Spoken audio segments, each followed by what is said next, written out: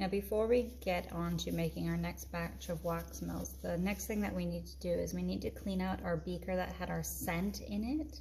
So how I do this is like right after we've finished our wax melts and we still have like remnants of the scent in there, you can see it.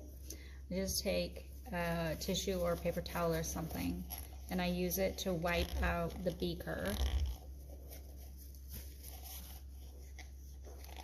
And then I throw this out and I go and I give this a wash with soap and water. So I'll just take like just dish soap or detergent and I just put one squirt in there and I go to the sink, just wash out my beaker.